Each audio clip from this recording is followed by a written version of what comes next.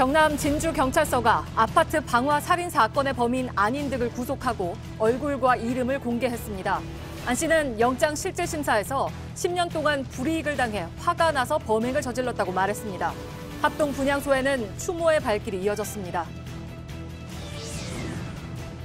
아파트 방화 살인 사건이 나기 2주 전 범인 안인득의 가족이 안 씨를 정신병원에 입원시키려 시도한 사실이 JTBC 취재 결과 확인됐습니다.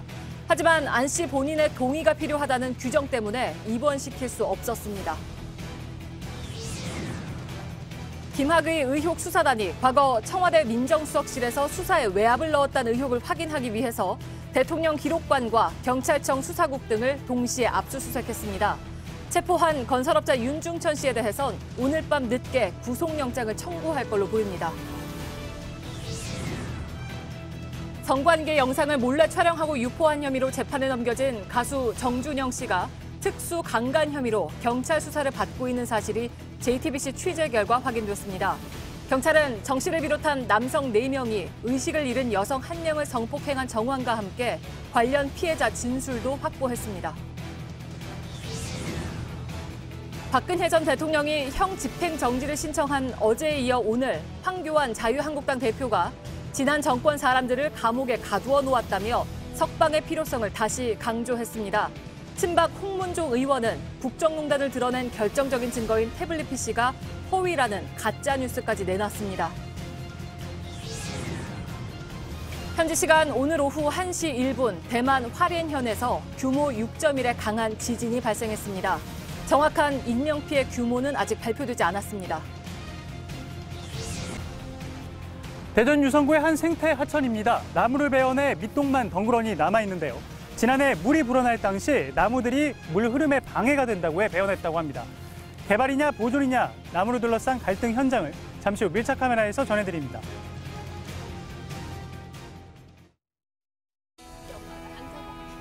마스크가 필요 없는 세상으로. 내일을 바꾸는 현대 수소전기차. 예, 시청자 여러분, JTBC 뉴스룸을 시작하겠습니다. 어제 진주에서 벌어진 참극으로 숨진 5명 중에는 초등학생 금모양도 있었습니다. 친구들은 금양의 죽음이 믿기지 않고 또 보고 싶다면서 이렇게 노란 편지에 마음을 적었습니다. 지금 유족들과 주민들은 집 밖에 나갈 수 없을 정도로 극심한 후유증을 겪고 있습니다. 경찰은 참극을 벌인 안인득을 살인과 방화 혐의로 구속하고 얼굴과 이름을 조금 전에 공개했습니다. 제가 잘못을 하고 그랬으면 사과를 하고 대신에 저도 불이익을 안 하고 왜 불이익을 당해왔는지 저도 이해를 못 하겠습니다. 예, 반성하는 분위기는 아니죠. 중증 정신질환자에 대한 관리 감독을 제대로 해야 한다는 목소리도 커지고 있습니다. 불과 2주일 전에 안 씨의 가족들이 안 씨를 정신병원에 입원시키려 했지만 거부당한 것으로 저희 취재 결과 확인됐습니다. 먼저 구석찬 기자입니다. 범인의 친형 안모 씨는 동생이 저지른 죄에 울먹이며 고개를 떨궜습니다. 형이라는 이유로 저도 피해자입니다. 이때까지 피해자분들한테 너무 죄송스럽고 무엇보다 이번 사건을 막을 수 있었다며 가슴을 칩니다. 안 씨는 지난달 동생이 도로에서 둔기를 들고 소란을 피운 사실을 털어놨습니다. 가족들은 더 이상 감당할 수 없다고 판단해 최근 동생을 정신병원에 입원시키려 했습니다. 하지만 병원 측은 환자 동의 없이는 힘들다고 말했습니다. 당시 범인은 조현병이 심해져 가족들에게도 행패를 부리는 상황이어서 동의를 받는 게 불가능했습니다. 사정을 이야기해봤지만 달라지는 건 없었습니다. 유인장을 받아오셔야 돼요. 그게 안 되니까 하는 말 아닙니까? 저희 절차가 그래요. 다른 기관에도 도움을 요청했지만 실패했습니다. 경찰은 검찰에게, 검찰은 법률구조공단으로 책임을 미뤘습니다.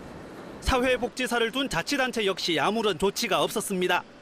관공서 이리저리 뛰어다녀도 결론적으로는 답을 못 내렸다는 거, 답을 안 줬다는 거, 그게 너무 안타깝고.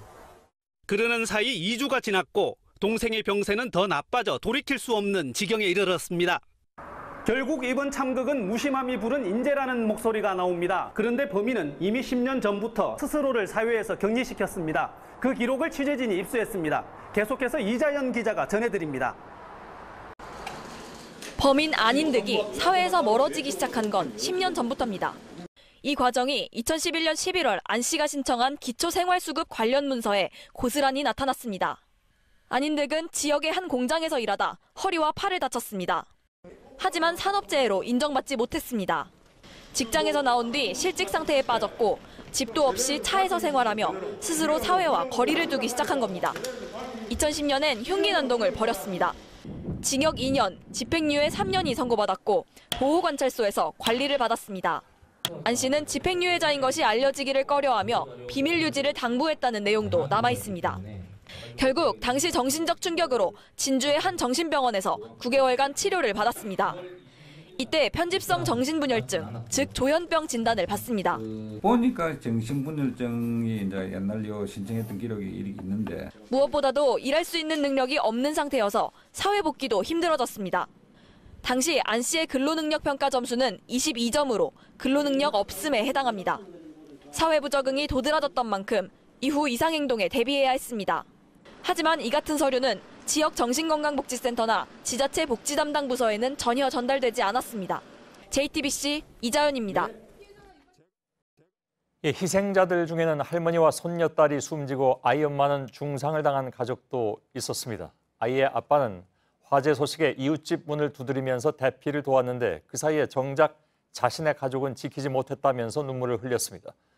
오늘도 분향소에는 추모의 발길이 이어졌습니다. 오효정 기자와 배승주 기자가 차례로 보도해드리겠습니다. 아파트 4층에 살던 금모 씨는 사고 당일 불이 난 걸 느끼고 가족들을 먼저 1층으로 내려보냈습니다. 이어 아직 잠에서 깨지 못했을 이웃들을 생각해 집집마다 문을 두드려 깨웠습니다. 대피를 모두 도운 뒤에야 아파트 아래로 내려간 금 씨는 참혹한 상황을 마주했습니다. 무사히 대피했을 거라 생각했던 아내와 딸 그리고 어머니가 범인의 흉기에 찔려 쓰러져 있었던 겁니다. 그 불난 집에 불난 줄로만 알지 그 밑에 사람이 그런 짐승이 기다리고 있지는 누가 알고 있겠습니까? 금 씨의 가족들은 같은 층에 살던 범인 안인득과 알고 지내던 사이였습니다. 더구나 안 씨의 형부와 금 씨는 10대 때부터 우정을 이어왔습니다. 얼마 전에도 두 사람이 만나 범인 안 씨의 병에 대해 상의하기도 했습니다. 죽은 한테 엊그저께 용돈 주고 너무나 밝은 모습이었고 그 친구 때문에 그 딸 때문에 내가 지금도 눈물 나오려고. 기구한 운명을 마주한 두 사람은 그저 자책하기만 했습니다. 얼마나 진짜 미안한 거지. 부모 잘못 만나서. JTBC 오효정입니다. 보고 싶다 다시 돌아와 달라는 메시지가 게시판을 가득 메웠습니다. 이 학교 6학년 금모양을 잃고 충격에 빠진 아이들을 위해 중앙복도에 마련된 추모 공간입니다. 금양을 잘 알지 못하는 저학년 아이들도 추모의 글을 올리고 국화를 그렸습니다. 친구의 믿기지 않은 죽음에 마음의 상처가 컸습니다. 불안에 떨며 울거나 잠을 이루지 못하고 있는 아이들이 많습니다. 6학년 110여 명 가운데 80명가량이 어제 상담실을 찾았습니다. 학교는 수업을 미루고 내일부터 심리치료에 들어가기로 했습니다. 얼마나 심리적으로 그게 돼 있는지 제가 지수를 측정해가지고. 참극이 일어난 아파트 주민들도 극심한 후유증을 겪고 있습니다. 이웃이 너무 무서운 것 같아요. 문 밖에 나오면 너무 겁이 나요. 합동 분향소에는 희생자 5명의 영정사진이 나란히 자리했습니다. 가족을 잃은 유가족과 조문객의 탄식과 울음소리가 하루 종일 끊이지 않았습니다. JTBC 배승주입니다. 이미 임세원 교수 사망 사건이라든가 강남역 살인 사건 등이 발생하면서 중증 정신질환자에 대한 여러 가지 대책이 나왔죠. 외래 치료 명령제를 포함해서 중증 질환자의 범죄를 예방하기 위한 장치가 여러 가지 있지만 제대로 작동된 것은 거의 없었습니다. 배양진 기자입니다.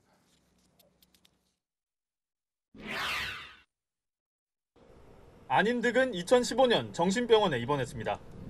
퇴원할 때 병원장은 지자체에 치료 명령을 요청할 수 있었지만 시행되진 않았습니다. 외래 치료 명령 제도가 시행된 건 지난해 13건, 재작년엔 4건에 불과합니다. 매뉴얼도 이미 있었습니다. 지난해 11월 경찰관, 소방, 응급대원에 대한 매뉴얼이 만들어졌습니다. 단순 사건 처리와 치료에 그치지 말고 정신질환에 대한 조치도 하자는 겁니다. 응급 입원을 시킬 정도로 심각하지 않더라도 지역 센터에 연계하도록 했지만 작동하지 않았습니다. 지역사회에서 환자를 관리할 컨트롤 타워는 무력했습니다. 안 씨는 정신건강복지센터에 등록되지 않았습니다. 이미 많게는 100명씩 관리하고 있는 센터 직원들이 등록하지 않은 환자를 찾아 나서길 바라긴 어렵습니다. 안 씨와 같은 급성기 환자를 돌보는 가족이 적지 않습니다. 가족들마저 사회생활을 포기해야 할 지경입니다. 정신질환을 가진 친형을 30년간 수발해온 김모 씨도 그랬습니다. 한여름에도 방문을 열어놓고 자지 못하는 경우가 많았습니다.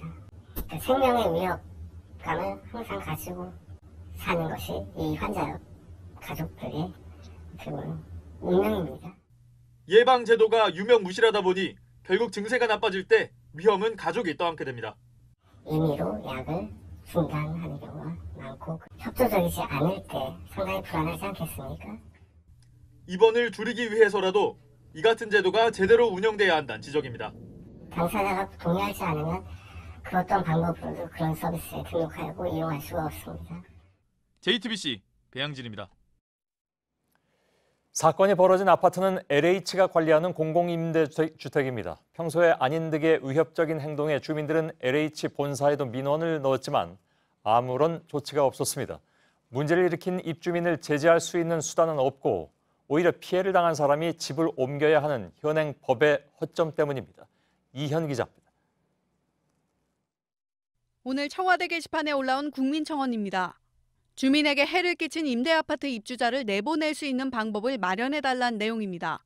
묻지마 살인 사건이 일어난 진주의 아파트 단지는 LH가 30년간 장기로 집을 빌려주는 국민 임대주택입니다. 유가족과 주민들은 안인 득을 여러 차례 경찰서에 신고하고 LH 본사에도 민원을 넣었지만 별다른 조치가 없었다고 말합니다. 현행법상 자기 집이 있는 게 드러나거나 임대료를 3개월 이상 연체하는 등의 경우에만 LH가 입주자를 내보낼 수 있기 때문입니다. 소란을 피우고 이웃들에게 피해를 주는 건 임대계약을 해지할 수 있는 요건이 아닙니다. 다만 범죄 피해를 본 입주민이 LH에 요청하면 다른 지역 임대아파트로 옮길 수는 있습니다. 가해자가 아니라 피해를 본 사람이 집을 옮겨야 하는 구조인 겁니다. 이런 허점에 비판이 커지자 LH는 고의로 이웃에게 해를 끼친 입주민을 내보낼 수 있는 법적 근거를 마련해달라고 국토부에 건의하겠다고 밝혔습니다. 다만 내보낼 대상을 자의적으로 결정할 경우 더 큰 논란이 생길 수 있는 만큼 의사, 복지기관과 함께 협의체를 만드는 방안도 검토하기로 했습니다. JTBC 이현입니다.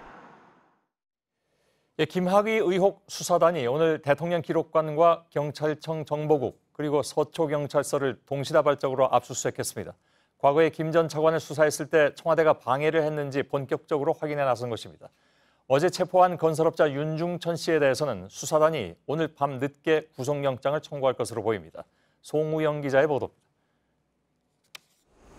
수사단이 오늘 압수수색한 곳들은 모두 청와대의 외압 의혹과 관련돼 있습니다. 김학의 전 법무부 차관에 대한 과거 수사 과정을 전부 들여다보고 수사를 방해한 흔적이 있는지 찾겠다는 겁니다. 먼저 서초경찰서는 2012년 건설업자 윤중천 씨의 성폭행과 간통 관련 수사를 처음 시작한 곳입니다. 이후 경찰청 정보국과 수사국은 관련 혐의를 내사하다 김학의 동영상의 존재를 파악하고 수사를 진행했습니다. 수사단은 경찰이 입수한 첩보나 내사 기록은 물론 수사관들의 이메일도 압수 대상에 포함했습니다. 또 경찰이 문제의 김학의 동영상을 언제 청와대에 보고했는지도 살펴보고 있습니다. 경찰은 김 전 차관이 내정되기 전인 2013년 3월 초 청와대에 알렸다는 입장입니다. 문제가 있다는 걸 알고도 임명했고 이후 수사를 무마하려 했다는 겁니다. 하지만 당시 청와대 관계자들은 임명된 뒤 보고를 받았다고 주장하고 있습니다. 수사단은 박근혜 정부 청와대의 기록을 보관하고 있는 세종시의 대통령 기록관도 나흘째 압수수색했습니다. 김 전 차관 관련 자료를 언제 처음 만들었는지, 이후 청와대의 논의 내용은 무엇인지 자세히 파악하려는 겁니다.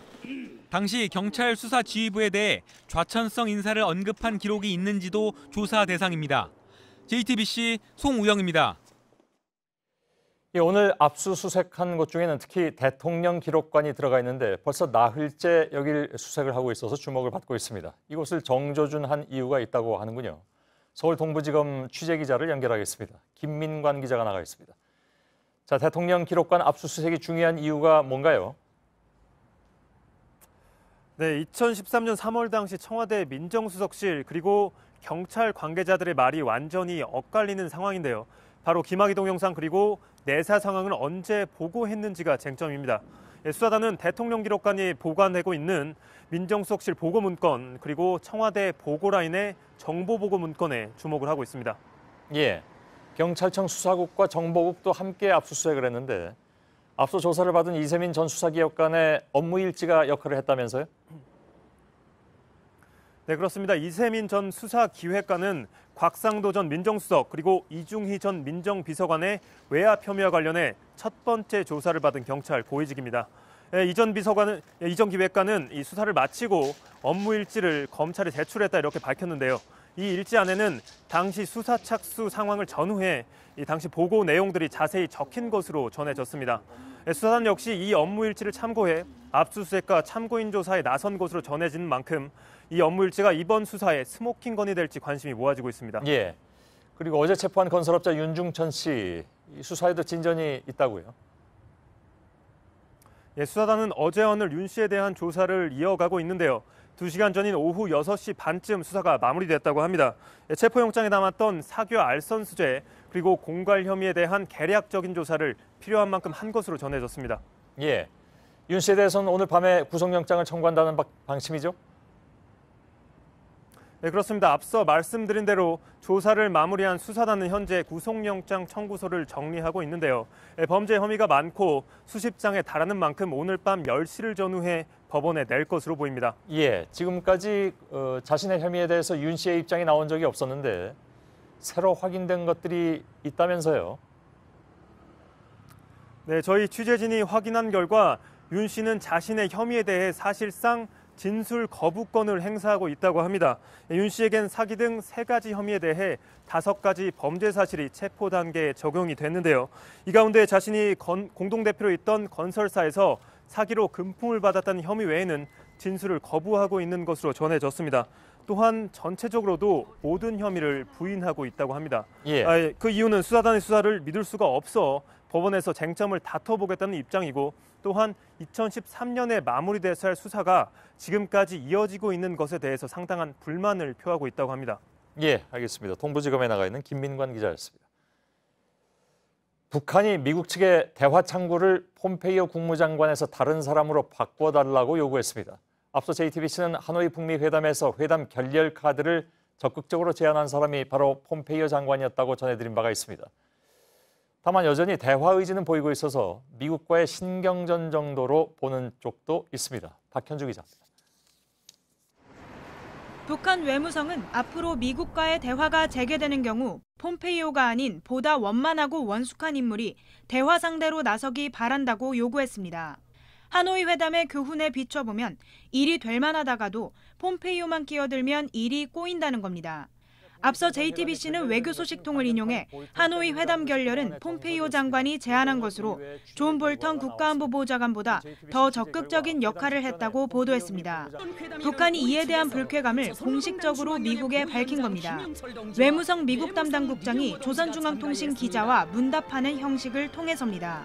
다만 대변인 담화 등 다른 발표 형식보다 수위는 낮은 것으로 평가됩니다.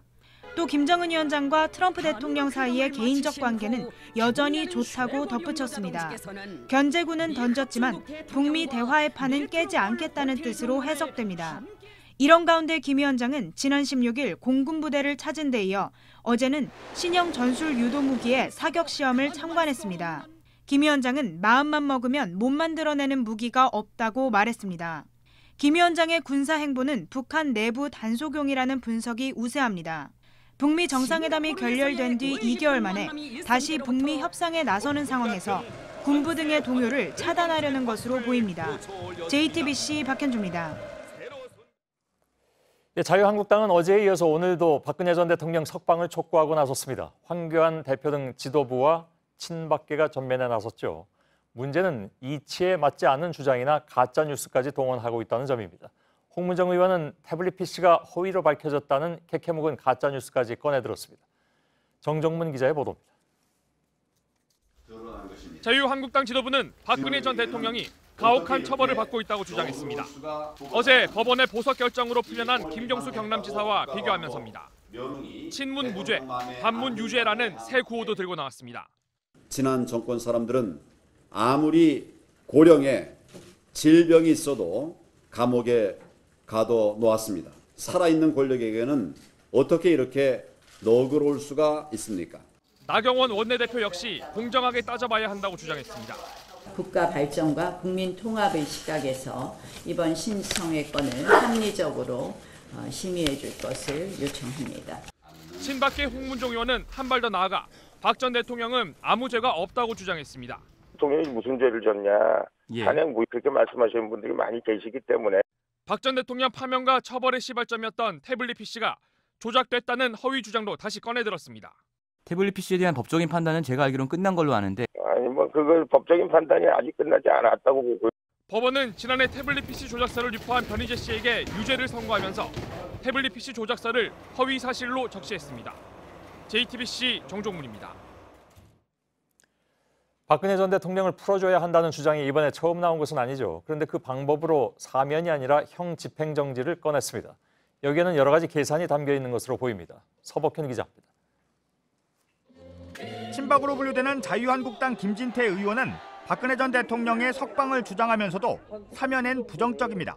사면이라는 것은 법적 요건은 아닙니다만 어떤 잘못을 인정하는 연장선상에서 이루어지기가 쉽습니다. 사면보다 석방이 우선입니다. 사면을 요구하면 더 이상 박 전 대통령의 결백을 주장하기 어려울 수 있다는 겁니다. 사면권자인 문재인 대통령의 결정에 기대해야 한다는 점도 꼽았습니다. 하지만 형 집행정진, 무죄 주장을 그대로 유지할 수 있습니다. 석방 시간도 앞당길 수 있습니다. 사면은 형이 확정돼야만 자격이 되는데 박 전 대통령의 재판이 언제 끝날지 알 수 없습니다. 한국당 지도부도 박 전 대통령의 형 집행정지에 힘을 싣고 있습니다. 총선이 1년도 채 남지 않은 상황에서 박 전 대통령의 지지층을 의식한 것 아니냐는 분석이 나옵니다. 대한민국당 후보가 한 0.8% 가져간 게 너무 아쉽죠. 예. 그게 저희한테만 왔어도 사실은 이번에 창원 성산도 이길 수 있었어요. 정치적 접근인 사면보다 건강 문제를 앞세운 형 집행정지가 부담이 적고 여론전에 더 유리하다는 판단을 했을 수도 있습니다. JTBC 서복현입니다. 오늘 한국당이 내놓은 각종 입장들을 보면 사실과 다른 주장이 꽤 여럿 눈에 띕니다. 정치부 유선희 기자와 함께 이 문제를 좀 짚어보겠습니다. 팩트체크 형식이 될 것 같습니다. 하다 보면. 앞서 리포트에서 보면 황교안 대표는 박근혜 전 대통령과 김경수 지사 건을 비교를 했습니다. 그렇습니다. 황교안 대표는 지난 정권 사람, 그러니까 박근혜 전 대통령은 고령의 질병이 있어도 감옥에 가둬두고 살아있는 권력, 사실상 김경수 지사를 지목한 것으로 보이는데 살아있는 권력에겐 어떻게 그렇게 너그럽냐 이렇게 얘기를 했습니다. 그러니까 친박계 박대출 의원 같은 경우에는 좀 더 직접적으로 얘기를 했는데 이명박 전 대통령과도 비교를 했습니다. 성명서를 냈는데 김경수 지사도 석방됐고 이명박 전 대통령도 석방됐다. 그러니까 박근혜 전 대통령도 풀어줘야 된다라는 주장입니다. 근데 이 세 사람을 이렇게 단순 비교하는 게 가능한 건지? 경우가 완전히 다릅니다. 일단 김경수 지사와 이명박 전 대통령은 형이 확정되지 않은 상태입니다. 그러니까 법원이 판단해서 풀어줄 수가 있는 상태고 불구속 상태로 재판을 받고 그 결과에 따라서 다시 구속이 결정이 되면 되는 겁니다. 경우에 따라서는 다시 들어갈 수도 있다. 네, 그렇습니다. 이게 바로 지금 현재 진행된 보석입니다. 이명박 전 대통령과 김경수 지사도 풀려난 건 같지만 내용면에서는 분명히 차이가 있죠. 그렇습니다. 이명박 전 대통령은 뇌물, 횡령 등 혐의로 해서 1심에서 징역 15년이 선고가 됐지만 확정되진 않았습니다. 그러니까 미결수 상태로 재판을 받으면서 구속기간이 끝나가는 상황이었습니다. 지난달에 보석으로 풀려났지만 보석이 아니어도 사실 이번 달에 구속기간이 만료돼서 2심은 풀려난 상태로 받을 가능성이 컸습니다. 그러니까 구속기간 연장의 어려운 점 등을 고려해서 법원이 여러 가지 제한 조건들, 자택에 있어야 된다라는 등의 조건을 달아서 풀어준 겁니다. 김경수 지사의 경우에는 구속기간이 남아있지만 법원이 구속 상태에서 재판을 받지 않아도 된다 이렇게 판단을 한 겁니다. 박근혜 전 대통령은 이 두 경우와도 또 다른 거잖아요? 그렇습니다. 가장 큰 차이는 박근혜 전 대통령의 경우는 이제 보석의 대상이 아예 아니라는 겁니다. 국정농단 재판도 받고 있지만 이거는 아직 형이 확정되지 않았습니다. 하지만 옛 새누리당 공천 개입 혐의로 2년형이 지난해 11월에 이미 확정이 된 기결수입니다. 예. 기결수 석방은 보석이 아니라 형 집행정지를 통해서 가능하고 법원이 아닌 검찰이 판단을 하게 됩니다. 예. 풀어주는 주체도 다르고 또 내용도 다른 겁니다. 예, 결국 세 사람의 경우가 모두 완전히 다르다 이런 결론인데 그걸 뒤섞어서 말을 한 셈이라고 봐야 되겠군요. 그렇다면. 예, 그렇습니다. 그러니까 황교안 대표 아까 발언을 다시 한번 짚어보면 예. 살아있는 권력에는 너그럽다. 사실상 김경수 지사의 석방을 거론을 했는데 예. 이거는 법원이 그렇게 판단을 한 겁니다. 마치 정부가 풀어준 것처럼 말을 했지만 사실 정부와는 무관한 사안인 겁니다. 예. 이거는 삼권 분립 원리의 기본인데 뭐 검찰 출신의 법무부 장관까지 한 황교안 대표가 이런 삼권 분립을 몰랐을 리는 없고 그렇다면 어떠한 의도에 의해서 이렇게 발언을 한 것이 아니냐 이런 지적이 나오고 있습니다. 예, 알겠습니다. 유선혜 기자였습니다. 예, 검찰은 박 전 대통령의 건강 상태를 확인하기 위한 절차에 들어갔습니다. 먼저 서울구치소를 직접 찾아갈 계획인데 변호인과 일정을 조율하고 있다고 합니다. 구치소 확인을 마친 뒤에 다음 주에는 심사위원회를 꾸려서 형 집행을 정지할지 여부를 결정할 예정입니다. 이가혁 기자의 보도입니다. 박근혜 전 대통령을 수사하고 재판에 넘겼던 서울중앙지검은 곧 형 집행을 정지할지 여부를 결정하기 위한 심의위원회를 열 예정입니다. 위원회는 5명 이상, 10명 이하인데 검사와 외부 인사가 참여합니다. 외부 위원 중 1명 이상은 의사 자격이 있어야 합니다. 위원회를 열기 전 검찰은 박 전 대통령이 수감된 서울구치소를 직접 방문할 예정입니다. 그동안 구치소가 작성한 건강 기록을 살피고 내부 의료진의 의견도 듣기 위해서입니다. 이 과정에서 박 전 대통령과 직접 면담할 수도 있습니다. 앞서 형 집행을 정지해달라고 요청한 유영하 변호사는 검찰의 박 전 대통령 면담은 다음 주 초가 될 가능성이 크다고 말했습니다. 현행법은 형을 계속 집행할 경우 건강이 아주 안 좋아지거나 생명이 위태로워질 경우 제한적으로 풀어줄 수 있게 했습니다. 박 전 대통령 건강이 이 정도 상황은 아니라는 게 그동안 법무부와 구치소의 입장이었습니다. 또 박 전 대통령은 필요에 따라 구치소 내부 의료진뿐만 아니라 서울 성모병원 등 외부 병원을 통해서도 진료를 받고 있습니다. 심의위원회 역시 이 같은 상황을 고려할 것으로 보입니다. JTBC 이가혁입니다. 예, 오늘 낮에 대만 동부 화롄에서 규모 6.1의 지진이 발생했습니다. 100km 넘게 떨어진 수도 타이베이의 고층 건물이 옆으로 기울 정도의 강진이었습니다.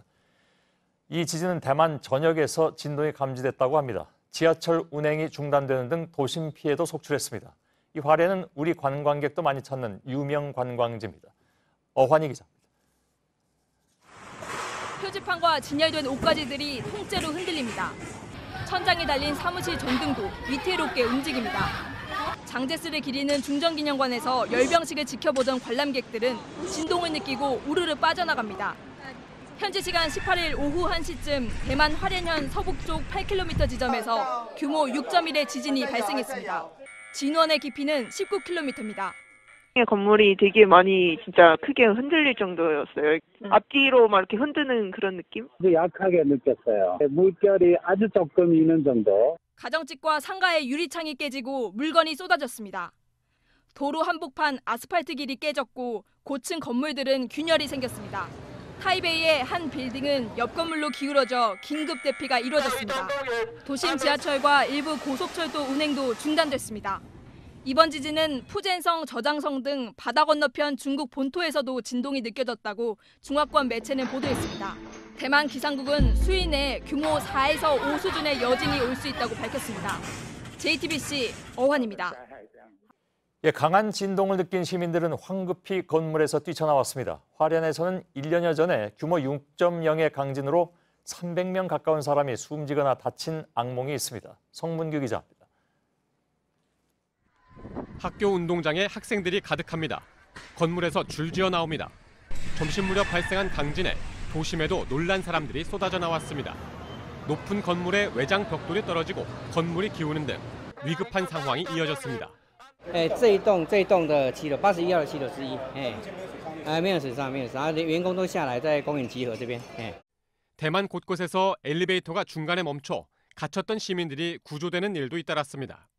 유명 관광지인 타이루거 협곡을 지나던 관광객 2명은 떨어지는 돌에 맞아 다쳤습니다. 대만 당국은 아직 공식적인 피해 규모를 발표하지 않았습니다. 대만 한국 대표부는 현재까지 접수된 우리 교민과 관광객 피해는 없다고 전했습니다. 교민 7천여 명이 있는 대만에는 지난 한 해 100만 명의 우리 관광객이 다녀갔습니다. 대만에선 20년 전 규모 7.6 강진으로 2,300명이 숨지기도 했습니다. 불의 고리로 불리는 환태평양 조산대에 속해 평균 2년마다 규모 5 이상의 지진이 발생하고 있습니다. JTBC 성문규입니다. 네, 노트르담 대성당에 큰 불이 난 지 나흘째입니다. 지금 파리는 다시 희망을 이야기하는 분위기로 가고 있습니다. 현재 김성탁 특파원 연결하죠. 김 특파원, 지금 뒤로 복구 작업을 하는 현장을 볼 수가 있는데 추가 붕괴의 위험은 없는 건가요? 네, 지금 저는 가장 피해가 컸던 대성당의 북측이 잘 보이는 곳에 나와 있습니다. 제 뒤로 보이는 대성당의 오른쪽이 북측인데요. 그쪽 탑 부분이 무너져 내릴 수가 있어서 나무로 버팀목을 만들어 놨습니다. 그 반대편 남측에서도 마찬가지로 붕괴를 막는 작업이 진행되고 있습니다. 네, 보수공사를 위해서 설치한 비계도 빨리 철거를 해야 한다면서요? 네, 건물 외벽을 따라 설치된 많은 비계들이 보이실 텐데요. 가운데가 검게 그을리고 심하게 휘어져 있습니다. 비계가 무너지면 그 아래에 있는 건물이 함께 무너져 내릴 수 있어서 최대한 빨리 철거하는 게 관건입니다. 네, 그리고 그 첨탑 앞에 두 종탑에까지도 불길이 번졌다면 사실상 성당이 다 타버렸을 거다라는 진단이 나왔죠? 네, 조금 전에 말씀드린 비계 너머로 보이시면 탑 2개가 보이실 텐데요. 그곳이 바로 종탑입니다. 저 탑에는 23톤이 넘는 종이 매달려 있습니다. 첨탑과 지붕을 태운 불이 저곳까지 미쳐서 탑 내부에 목재를 태웠다면 무거운 종이 바닥에 떨어져 깨지면서 그 충격으로 탑이 무너졌을 것이란 얘기입니다. 소방관 500여 명이 사력을 다해 지붕과 탑들 사이에 물의 장벽을 쳐서 불이 번지는 것을 막았습니다. 네, 또 무너진 첨탑은 복원하는 것보다는 새로 이제 탑을 세우는 쪽으로 논의가 되고 있는 거죠? 네, 프랑스 총리는 현 시대의 기술과 경향에 맞는 새 첨탑을 세우기 위해 국제 공모에 붙이겠다고 밝혔습니다. 13,000개의 참나무 기둥을 구하기도 어려운 상황이어서 복구에는 기존 공법과 현대 기술이 결합할 가능성이 생겼습니다. 저희가 만난 파리 시민 중에도 더 가벼운 철제나 알루미늄 등을 사용하는 게 현명할 수 있다고 말하는 이도 있었습니다. 네, 그러면 불이 왜 났는지에 대해서는 나온 게 좀 있습니까? 네, 아직 정확한 원인은 확인되지 않고 있습니다. 현지 언론에선 보수공사를 하느라고 불을 밝히기 위해 전선을 끌어다 쓴 부분에서 불꽃이 튀었을 것이란 예측이 나옵니다. 또 온수를 운반하는 통로에서 열기가 올라갔을 것이란 분석도 있습니다. 네, 파리 시민들은 좀 어떤가요?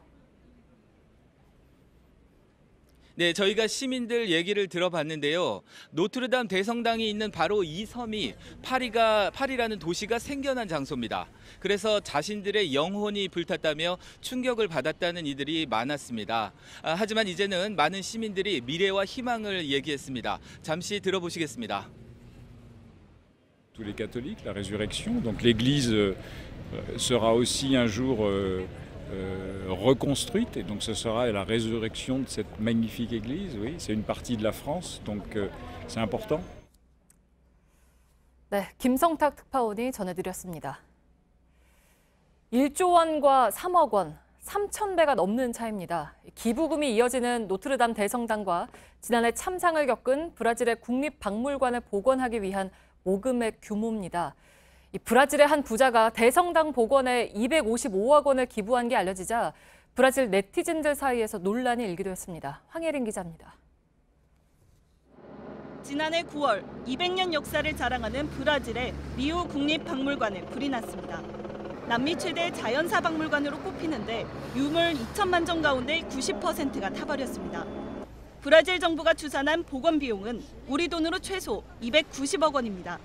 7개월이 지난 지금까지 복원 비용의 약 1%인 3억 원 정도만 기부됐다고 브라질 언론은 전했습니다.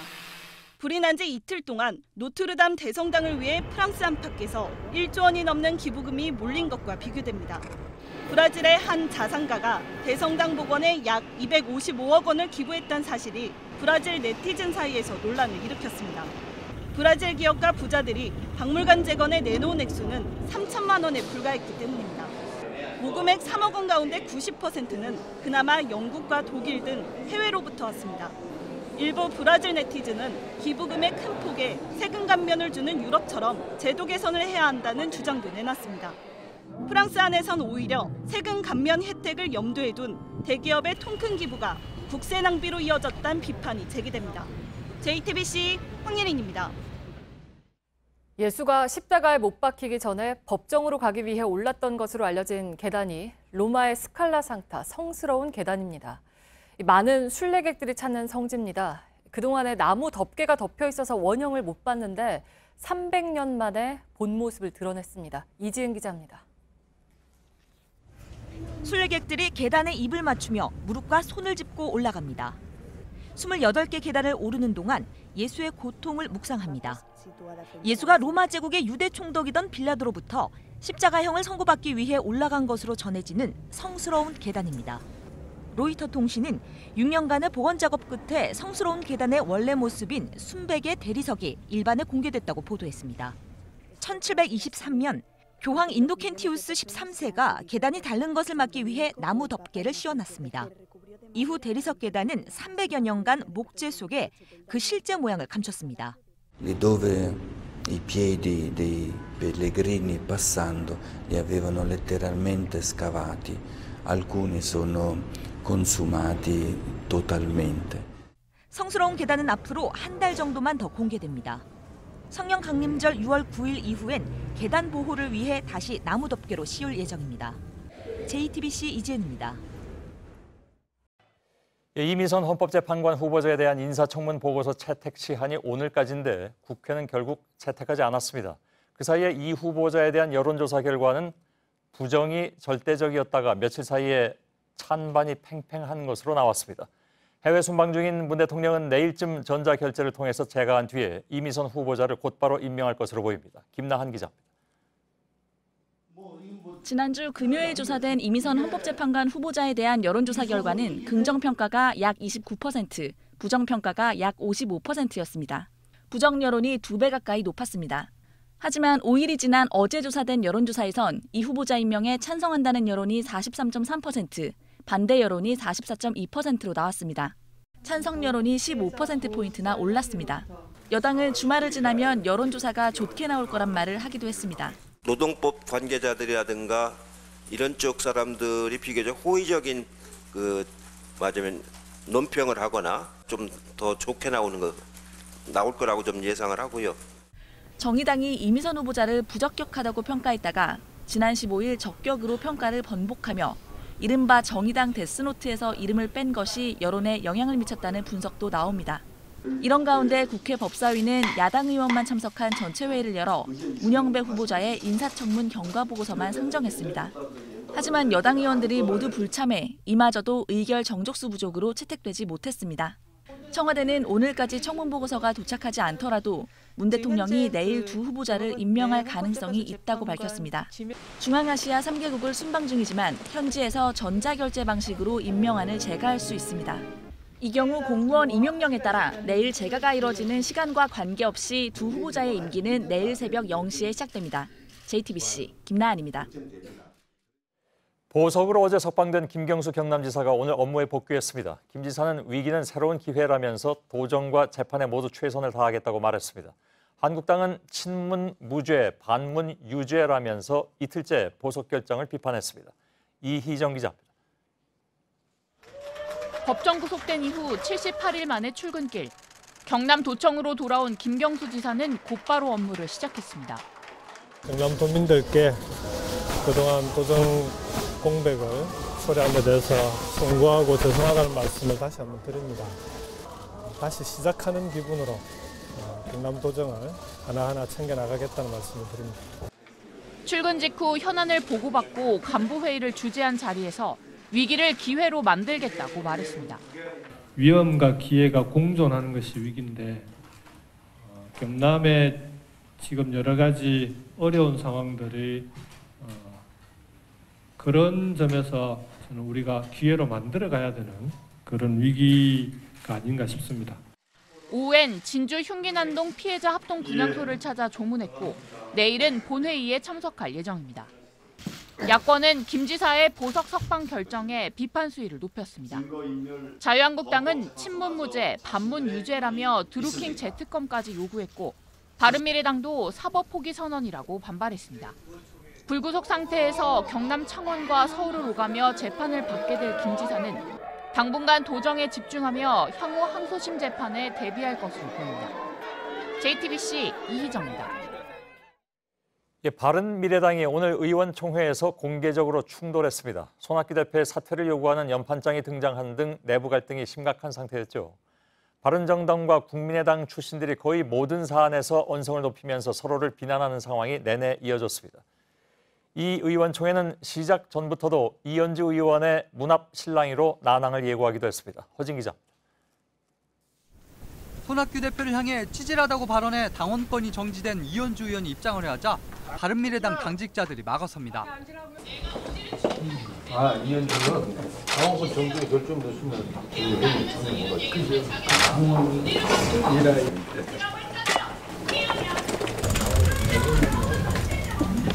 그러다 이혜훈 의원이 도착했고 당직자들이 문을 열어주자 그 사이 이현주 의원이 입장합니다.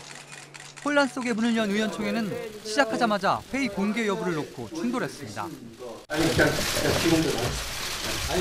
하지 말고 당을 이렇게 운영하시면 안 되지. 공개 발언 할 분 잡고 내가 손대서 공개하려고 하는 게 아니라. 비공개 전환 이후에도 손학규 대표의 퇴진을 놓고 고성이 오갔습니다. 손 대표는 추석 때까지 당 지지율이 10%가 안 되면 물러나겠다는 입장을 이미 밝혔습니다. 하지만 바른정당계는 손 대표 퇴진을 요구하는 연판장까지 돌리며 국민의당 출신 의원들과 신경전을 벌이고 있습니다. 손 대표의 제3지대론을 놓고도 바른정당계는 반대하지만 국민의당계는 적극적입니다. 그러니까 바른미래당이 주도해서 제3지대에서 빅텐트를 쳐가지고 당초 의원총회에선 공직선거법 개정안과 고위공직자 비리수사처 설치법안을 신속 처리한 건, 즉 패스트 트랙으로 지정하는 문제를 논의하려 했습니다. 하지만 의원총회 도중 홍영표 더불어민주당 원내대표가 김관영 바른미래당 원내대표의 중재안을 거부하는 발언이 알려졌습니다.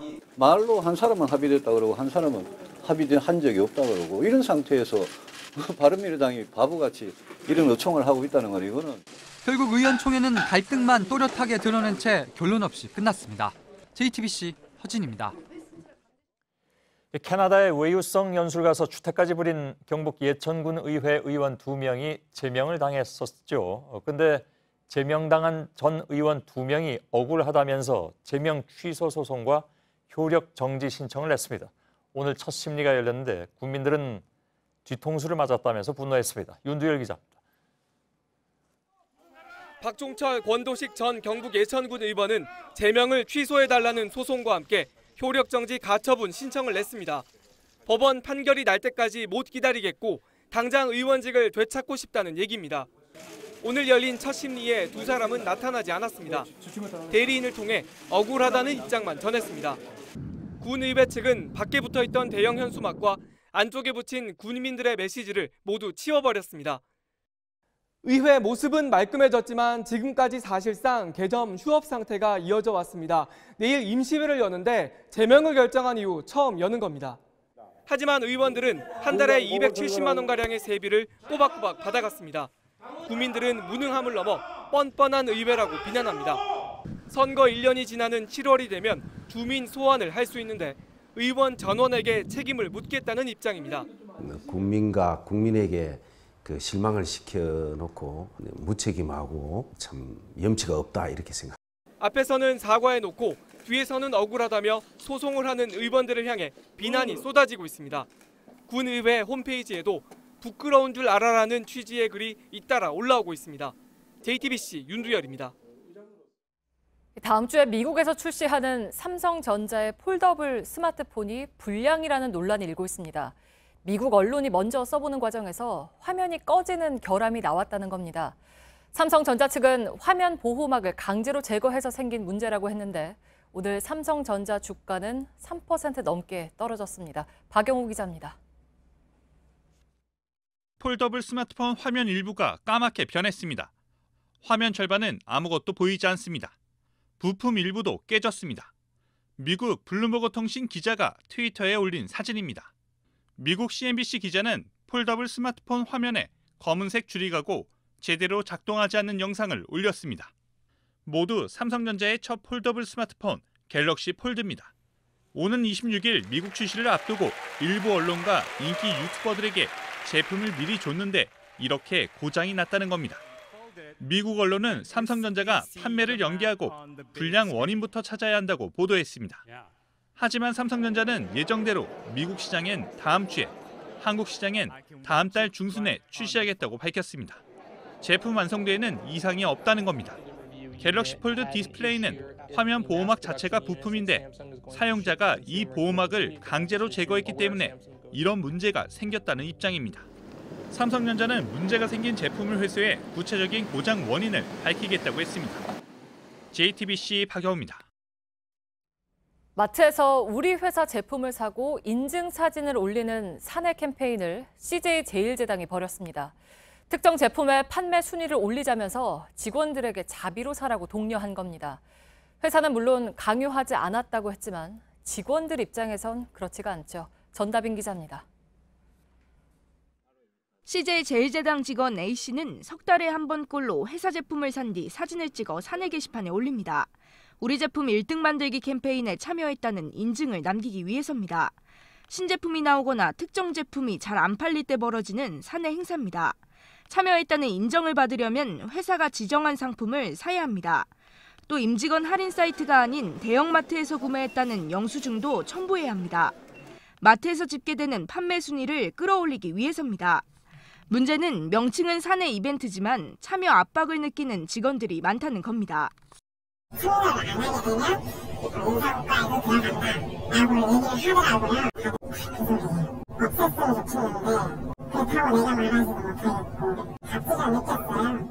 CJ제일제당 측은 자발적인 사내 캠페인이고 강압적으로 권유하거나 불이익을 주는 일은 전혀 없었다고 밝혔습니다. 하지만 직원들은 행사 때마다 각 공장, 부서 단위로 참여율이 집계돼 관리자들이 신경 쓸 수밖에 없는 분위기라고 말합니다.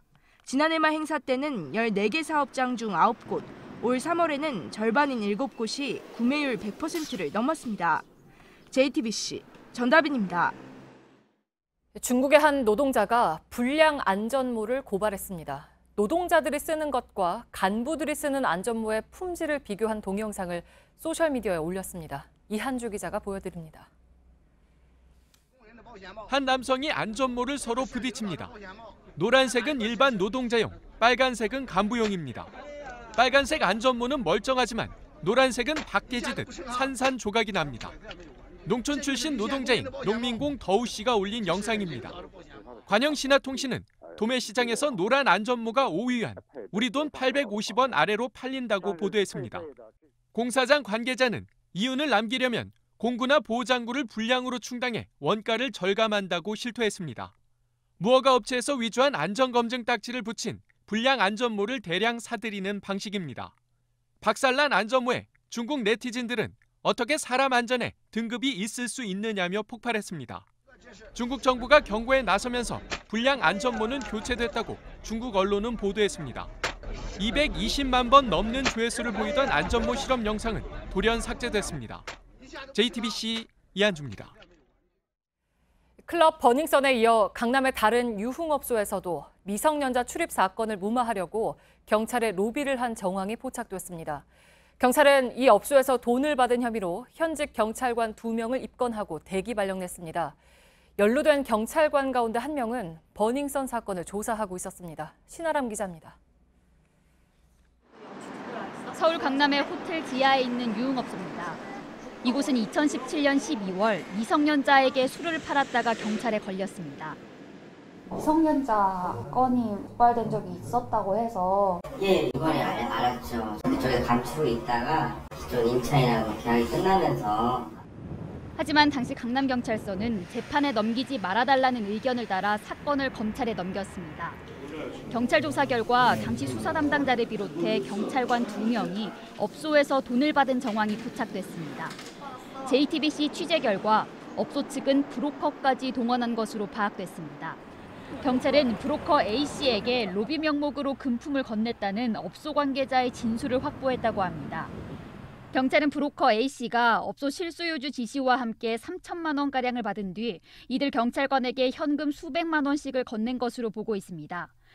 경찰은 브로커를 입건하고 연루된 경찰관 2명 역시 입건과 함께 대기 발령했습니다.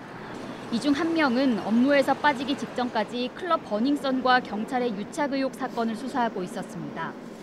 경찰은 이 업소의 진짜 주인이 클럽 아레나의 실소유주인 강모 씨라고 보고 추가로 유착이 있었는지도 들여다보고 있습니다. JTBC 신아람입니다. 서울 지하철 5호선 강동역부터 군자역까지의 운행이 중단돼서 시민들이 불편을 겪었습니다. 변전소에서 선로에 전기를 공급하는 과정에 이상이 생긴 것으로 파악됐습니다. 문상혁 기자입니다. 지하철 안에서 콩소리가 나고 불꽃이 튑니다. 오늘 오전 11시쯤 5호선 광나루역에서 열차의 전기가 끊겨 멈췄습니다. 스파크가 한 번 터지더라고요. 스파크가 한 번 더 튀었어요. 사람들이 다 놀랐는데.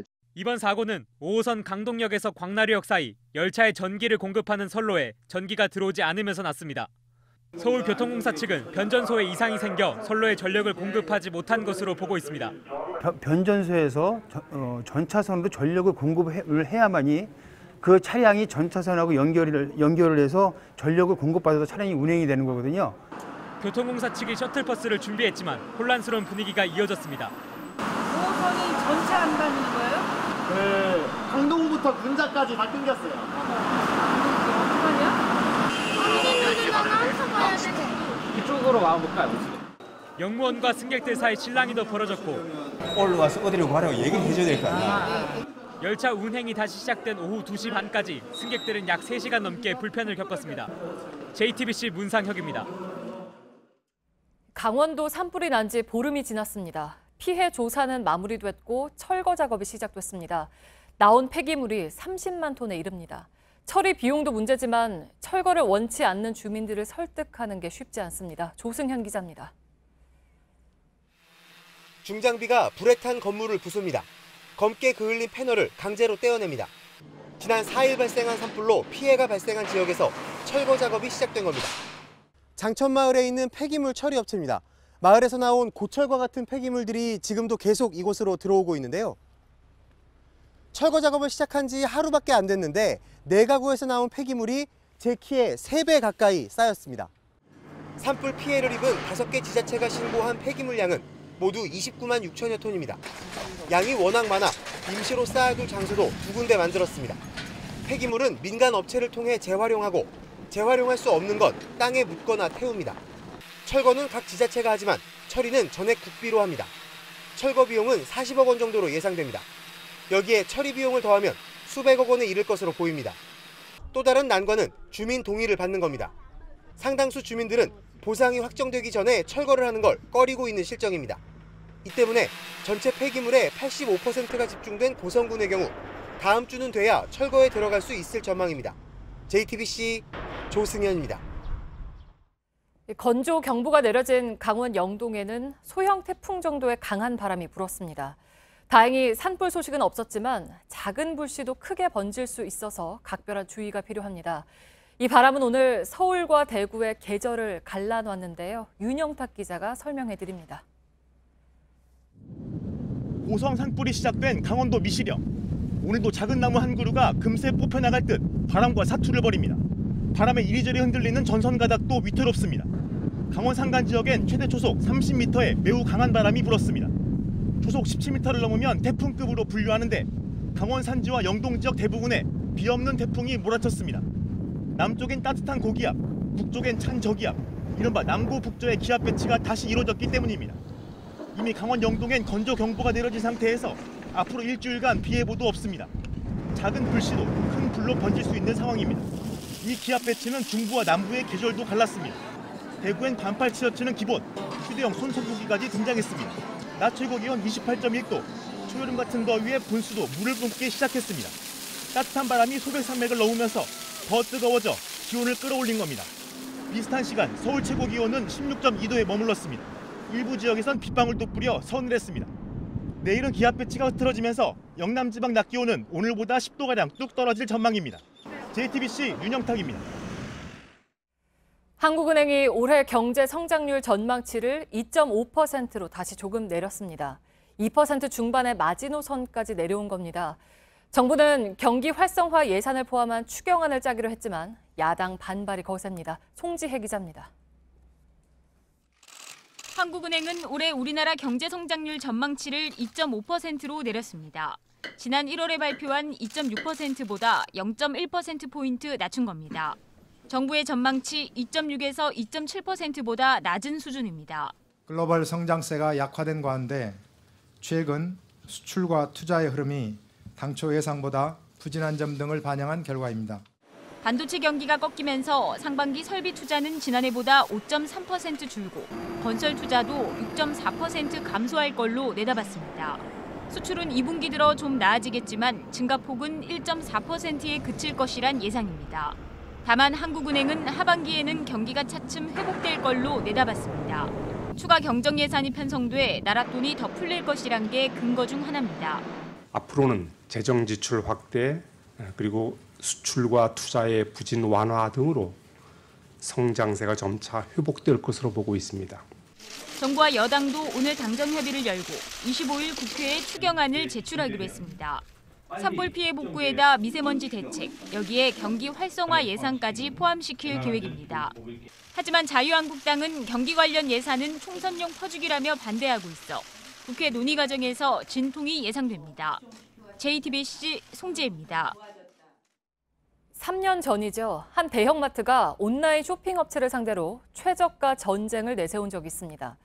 서로 질세라 기저귀와 분유값을 매일 1원 단위로 낮췄는데요.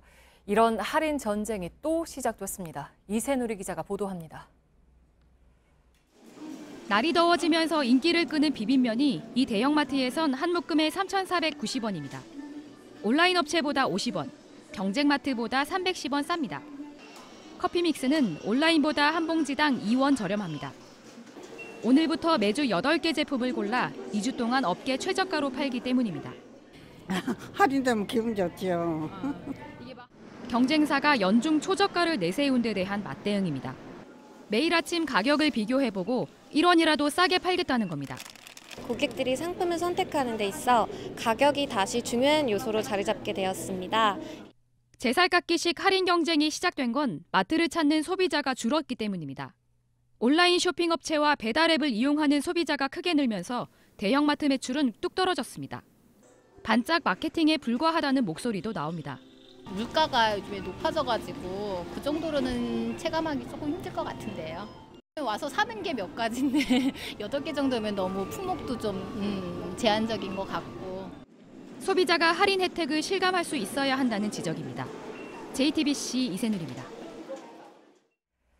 지방 곳곳에 카메라를 몰래 설치해 30명 넘는 여성들을 찍어온 제약업체 2세가 오늘 구속됐습니다. 서울 동부지방법원은 범죄의 중대성과 다시 범행을 저지를 위험 등을 고려했다며 영장을 발부했습니다. 광주에서 치킨과 족발 같은 배달 음식을 훔치다 경찰에 붙잡힌 절도범이 조사 과정에서 인천에서 도주한 성범죄 수배범으로 드러났습니다. 광주 서부경찰서는 지난 18일 배달 음식을 상습적으로 훔친 혐의로 50대 A씨를 붙잡아 조사하던 중 이 남성이 2건의 성범죄로 지명수배가 내려진 사실을 확인하고 인천 부평경찰서로 신병을 넘겼습니다.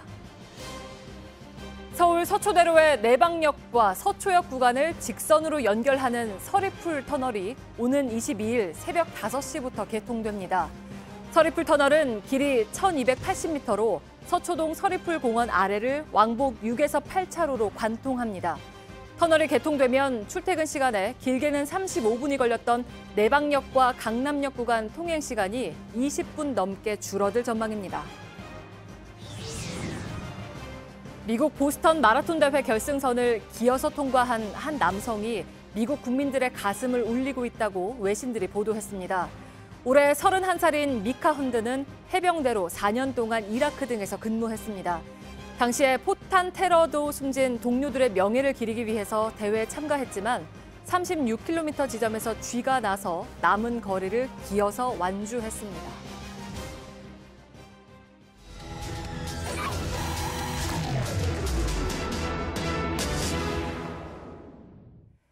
개발을 한다거나 환경 정비를 하겠다면서 수십 년 된 나무를 무턱대고 베어버리는 일이 여기저기서 벌어집니다. 주민들에게 동의를 구하지도 않습니다. 이런 무분별한 벌목으로 인한 아찔한 상황도 있습니다. 밀착카메라 정원석 기자입니다. 대전 유성구 테크노밸리 인근의 한 생태 하천입니다. 원래 물이 흐르지 않던 곳에 물길을 만든 곳인데요. 얼마 전 나무를 모두 잘라내버리는 바람에 이렇게 밑동만 남아있는 상태입니다. 물 주변에 많던 나무는 한 그루도 남아있지 않습니다. 큰 나무, 작은 나무 좀 많았어요. 갑자기 좀 싹 잘려갖고 좀 이상하더라고. 지난해 폭우로 물이 불어날 당시 나무들이 물 흐름에 방해가 됐다고 해 구청 측이 모두 베어낸 겁니다. 일부 주민들은 벌목과 관련된 의견을 묻거나 이유를 밝히는 절차가 부족했다고 주장합니다. 이유도 설명도 없이 하루아침에 그냥 다 잘라버리니까 우리도 너무 황당하더라고요. 나무를 못 심어도 그 잘린 거 보니까 너무 아깝고. 충북 보은의 3년 산성으로 가는 길목입니다. 양쪽으로 줄줄이 늘어선 느티나무가 눈에 띕니다. 여름이면 가지들이 울창한 숲 터널을 이루어 사진 촬영 명소로 손꼽힙니다. 좀 더 안쪽으로 들어가 보면 이렇게 한쪽 면에 있는 느티나무가 전부 제거된 상태입니다. 현재 이렇게 뿌리채 뽑는 작업이 진행 중인데요. 남은 한쪽에 있는 느티나무들과 건너편에 있는 느티나무 100여 그루 모두 조만간 뽑을 예정입니다. 나무가 자라면서 주변 과수원에 피해를 주고 보행에도 피해를 준다는 이유 때문입니다. 20년 동안 키웠잖아요, 나무를. 한여름에 쉬는 사람도 많았었어요. 단 농작물에 피했더라 그래요, 농작물에. 자기들이 저를 진정을 해가지고. 하지만 반대 여론이 커지자 민간 업체를 통해 남은 나무들을 옮겨 심기로 했습니다. 도심 일부에선 개발이라는 이유로 무분별한 벌목이 이뤄지고 있는 상황. 초중고 4개 학교가 몰려있는 서울 강남의 한 재건축 공사 현장입니다. 지난 16일 등교 시간에 찍힌 영상입니다. 인도 옆으로 커다란 나무가 갑자기 버스 정류장 쪽으로 쓰러집니다. 당시 정류장엔 사람들이 버스를 기다리고 있었습니다. 다행히 다친 사람은 없었지만 그 전날에도 잘린 나무가 인도로 넘어졌던 것으로 파악됐습니다. 버스를 타려고 여기 앉아 있었어요. 우당탕탕 소리가 나는 거예요. 그래서 아주머니가 이렇게 뒤를 보시고 애기야 위험해 이렇게 말해주셔가지고 딱 뒤를 봤는데 나무가 쓰러지고 있어가지고 엄청 정신없이 뛰어서. 부모도 가슴을 쓸어내립니다. 도심 한복판에서 쓰러진 나무에 빨려서 죽을 뻔한 그런 일이 있으면 안 되겠죠. 자칫하면 인명사고로 이어질 뻔했던 재건축 공사 현장입니다. 벌목으로 쓰러진 나무가 건물 6층보다도 훨씬 높아서 최소 20m는 넘을 것 같은데요. 주변에는 펜스 등 안전장치가 전혀 없는 상황입니다. 구청 측은 뒤늦게 공사 현장 안쪽으로 나무를 당기는 기계를 사용하고 현장에 안전지도원을 배치하겠다고 밝혔습니다. 면밀한 계획 없이 가로수를 심었다가 예산만 낭비한 경우도 있습니다. 충북 보은군 25번 국도변 대추나무길입니다. 10여 년 전 보은군이 대추 축제를 열겠다며 인근에 심은 대추나무는 1,900여 그루. 하지만 지금은 하나도 남아있지 않습니다. 정작 축제 장소를 바꾸면서 보은군은 운전자 시야를 방해한다는 이유로 모두 없앤 겁니다. 풍요의 상징으로 불리는 대추나무가 지금은 이렇게 밑동만 남았습니다. 철저한 계획 없이 나무를 심고 다시 개발이라는 이름으로 나무들을 자르는 행태, 더 이상 반복돼선 안 될 겁니다. 밀착카메라 정원석입니다.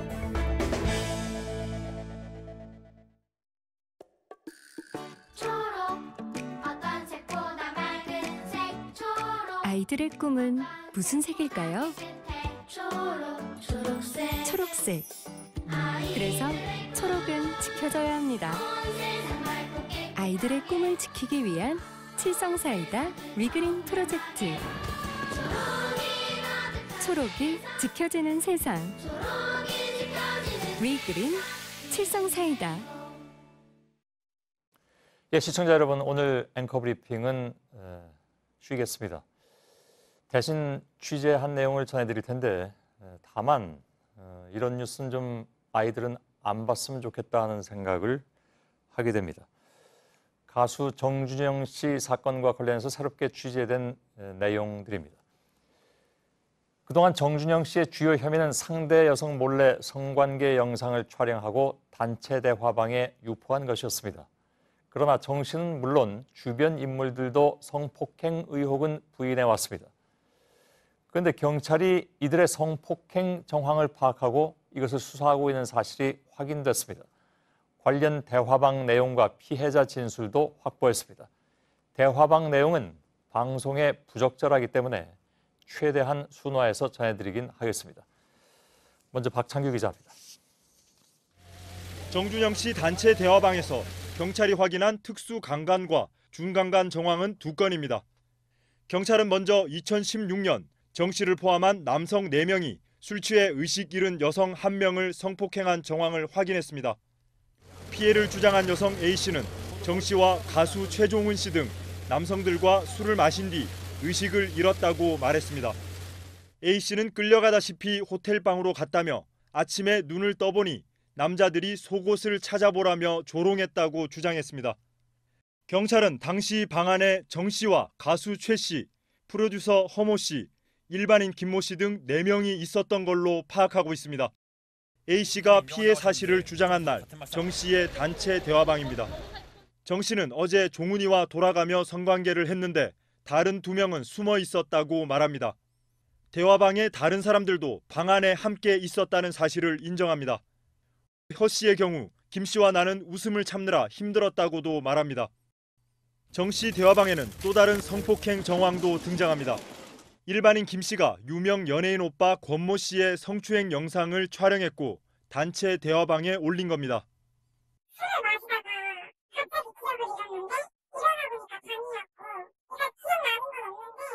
B 씨는 당시 권 씨는 물론 김 씨에게도 성폭력을 당했다며 지난주 경찰에 고소장을 제출했습니다.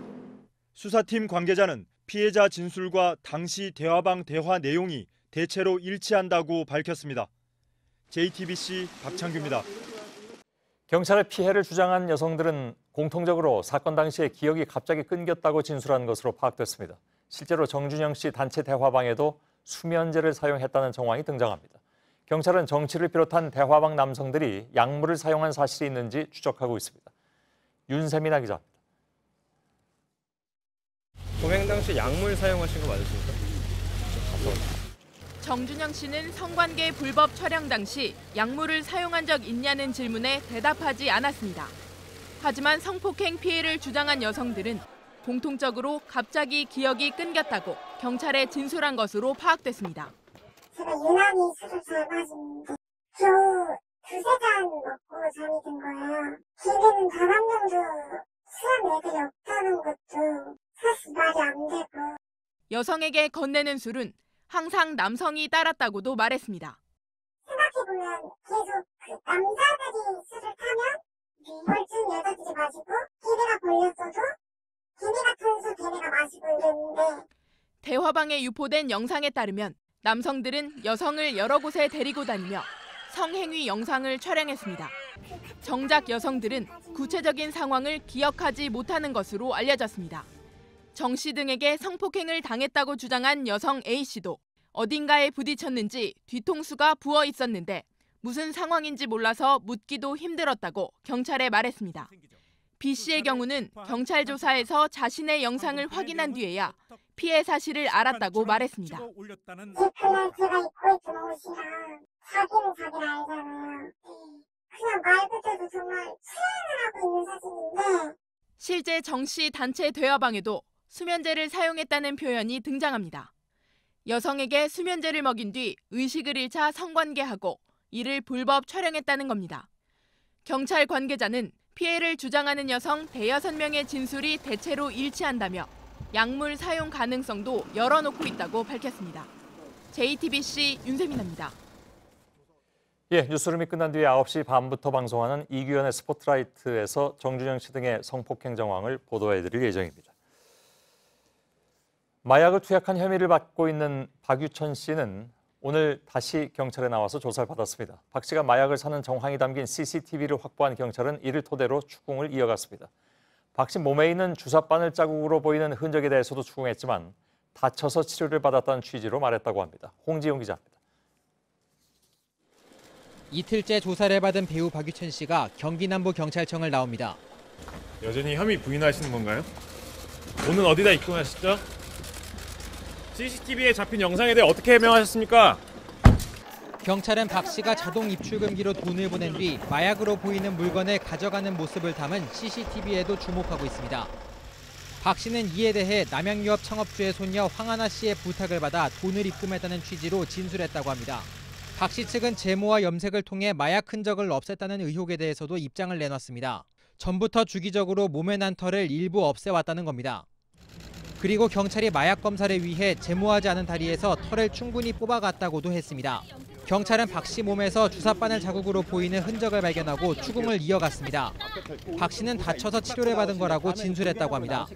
앞서 황 씨는 박 씨와 함께 필로폰을 투약했다고 진술했습니다. 박 씨가 계속 혐의를 부인하면서 경찰은 황 씨를 불러 대질 조사를 진행하는 것도 검토하고 있습니다. JTBC 홍지용입니다.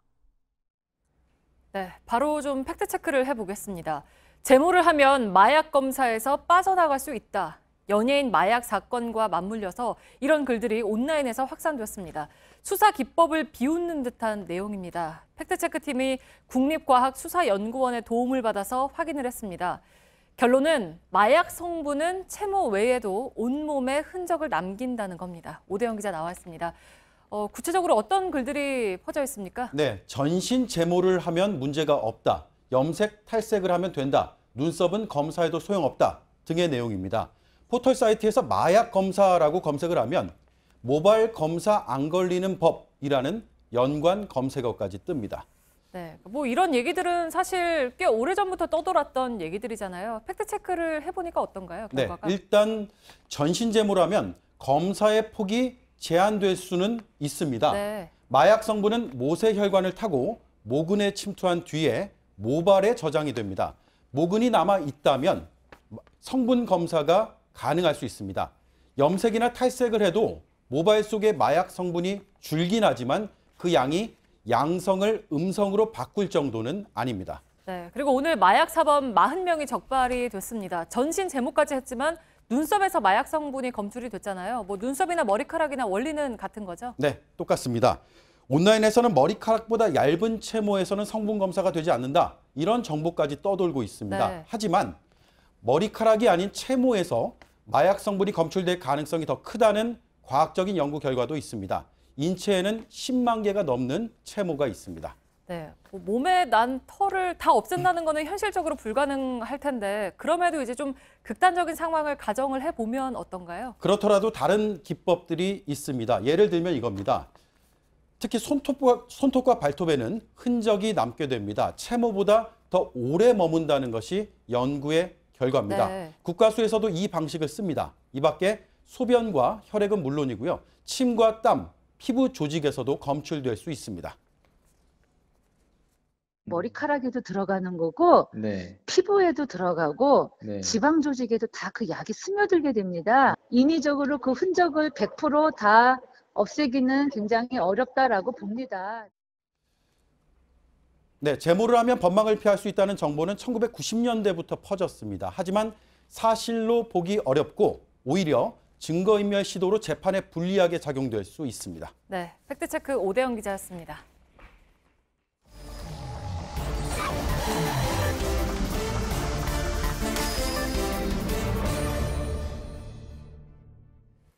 예, 비하인드 뉴스를 시작하겠습니다. 박성태 기자가 나와 있습니다. 자, 시작할까요? 예, 첫 키워드는 도망이 아니다로 잡았습니다. 누구 얘기죠? 성범죄 의혹을 받고 있는 김학의 전 차관인데요. 예. 어제 더 팩트 카메라에 포착이 됐습니다. 지난달 인천공항을 통해서 빠져나가려다가 출국 금지된 뒤에 처음 모습이 공개된 겁니다. 예. 잠깐 영상을 보면 어제 오후 강남에서 취재진이 카메라를 들이대자 황급히 마스크를 벗고 짧게 몇 가지 질문에 답했습니다. 잠깐 들어보겠습니다. 예. 또 마스크 낀 거 하지 마세요. 또 이상하잖아요. 또 알겠습니다. 내가 범인처럼 보이니까. 그만하세요, 제가.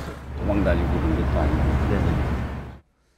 예, 내가 범인처럼 보이니까 뭐 도망 다닌 것도 아니고 본인이 범인이 아니라는 취지로 계속 얘기를 했는데요. 예. 김 전 차관은 동영상 속 인물이 본인이 아니냐라는 기자의 질문에 곧 있으면 조치를 할 것이다 라면서 법적 대응을 준비 중임을 시사하기도 했습니다. 예. 선글라스는 조금 이렇게 올렸다 내렸다 하는 선글라스 같죠? 예, 그렇습니다. 예, 예. 일단 저희가 이제 화면을 잠깐 보면 예. 선글라스를 낀 화면부터 잠깐 먼저 보도록 하겠습니다. 손을 잡고 있는데요.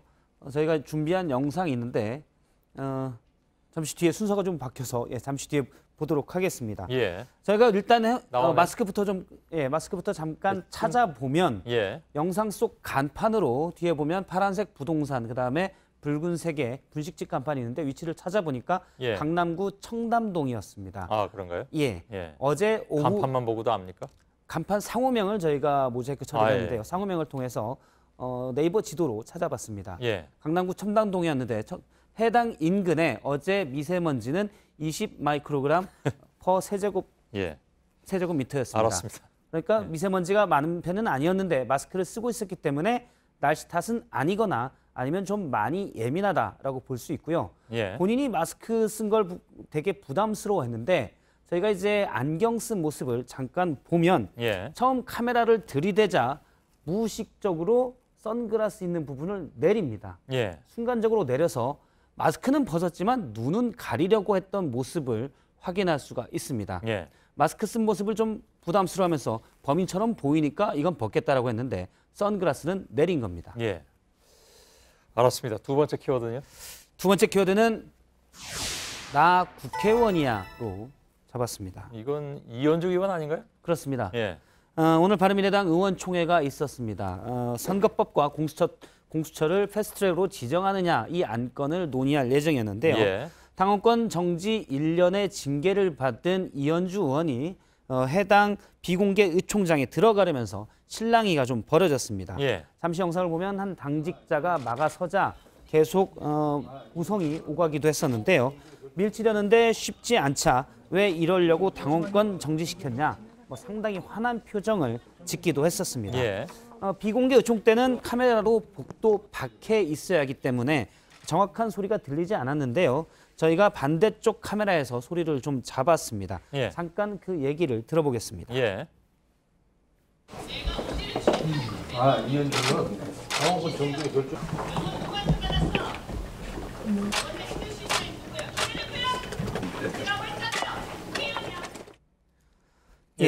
존댓말과 반말을 섞으면서 항의했는데요. 나중에 저렇게 이혜훈 의원이 좀 늦게 오면서 문이 열리자 그 틈에 당직자의 몸을 밀치고 들어갔습니다.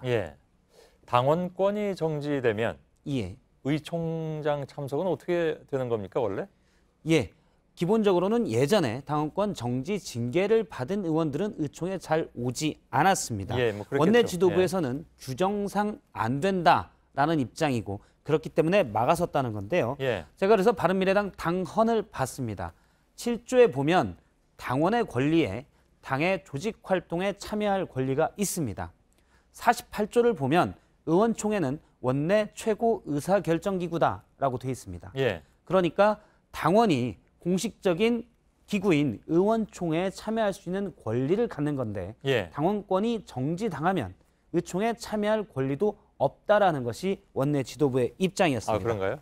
이 의원은 일단 당직자를 밀치고 입장한 뒤에는 발언은 하지 않겠다라면서 참관만 하겠다 해서 자리를 지켰는데요.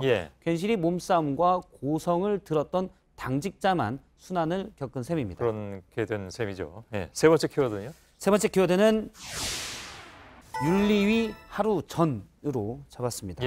윤리위라면 요즘 뭐 얘기가 되고 있는 것은 자유한국당밖에 없는 것 같은데. 그렇습니다. 내일 열리기로 돼 있는데요. 세월호 관련 막말을 했던 정진석 의원과 차명진 전 의원이 대상입니다. 그런데 하루 전인 오늘 자유한국당이 충남 공주에서 한 행사를 가졌는데 관련 위원장이 정진석 의원이었습니다. 아, 그렇습니까? 정진석 의원이 행사가 끝난 뒤에 본인의 페이스북에 여러 장의 사진을 올렸는데 딱 봐도 본인과 황교안 대표가 중심인 사진이 10여 장이 올라왔습니다. 저렇게 둘이 옆자리에 있는 사진도 있었고요. 또 뭔가를 가리키면 이건 상당히 뭐 우리가 같은 곳을 가리킨다라는 이미지를 준 사진인데요. 저런 사진도 있었고요. 몇 장을 좀 더 보면 단독 투샷 그리고 황교안 대표가 어떤 걸 가리키는 사진도 같이 아주 친밀한 분위기의 사진이 있었습니다. 13장의 사진이 모두 같은 분위기였는데요. 황교안 대표가 막말에 대해서 응분의 조치를 취하겠다라고 강조한 바가 있는데 이 때문에 그 대상인 정진석 의원의 의전이 과해진 것 아니냐라는 분석이 나왔습니다. 예. 그냥 의전상 그랬을 수도 있는 거 아닌가요? 왜냐하면 어차피 저 자리상으로 놓고 볼 때, 예. 정 의원의 위치도 그렇고, 예. 위상도 그렇고. 그렇습니다. 예. 보통 대표 옆에서 사진을 많이 찍으면 또 유력 대선 주자로 꼽히기 때문에 예. 나중에 써먹을 수도 있어서 그랬을 수도 있는데요. 물론 정 의원의 과거 활동을 보면 국회 사무총장 시절에 당시 박근혜 대통령이 국회를 방문했을 때 측근인 윤상현 의원의 손까지 쳐내면서 사무총장의 역할인 의전을 챙기려고 해서 의전엔 철저했다 이렇게 볼 수가 있습니다. 화제가 된 장면이었죠. 예, 그렇습니다. 하지만 황교안 대표와 정진석 의원의 과거 인연을 보면 전진석 의원의 과한 의전이 이유가 있을 것으로 짐작이 되는데요. 예. 황교안 대표가 2017년 초에 대통령 권한 대행 시절에 전진석 의원이 올린 페이스북 글입니다. 당시 이제 대선 출마설이 나왔었는데 황 권한 대행에 대선 출마 미친 짓입니다. 여기에 대해서 입장을 밝히지 않는 황 총리도 묘한 분이다 라고 본인 페이스북에 올린 바 있고 당시 대표 황교안 대통령 권한대행실에서는 기자들에게 문자 메시지를 보내서 품격 있는 언어를 써야 된다라고 발끈한 바 있습니다. 아무래도 윤리에서 과한 징계를 받게 되면 공천 때 감점을 받기 때문에 그렇군요. 정진석 의원으로서는 몸이 달할 수밖에 없는 상황 아니겠냐라는 분석입니다. 예, 알겠습니다. 박성태 기자와 함께했습니다. 수고했습니다. 네, 내일 대체로 맑겠지만 남부 내륙 일부 지역은 오후에 비가 오는 곳이 있겠습니다. 서울의 낮 최고 기온은 18도, 오늘 초여름 날씨를 보였던 영남 지역은 대구 17도 등 오늘보다 낮 기온이 10도 가까이 떨어지겠습니다. 내일 초미세먼지는 보통일 거란 예보입니다. 예, 저희들은 내일도 최선을 다하겠습니다. 여러분 고맙습니다.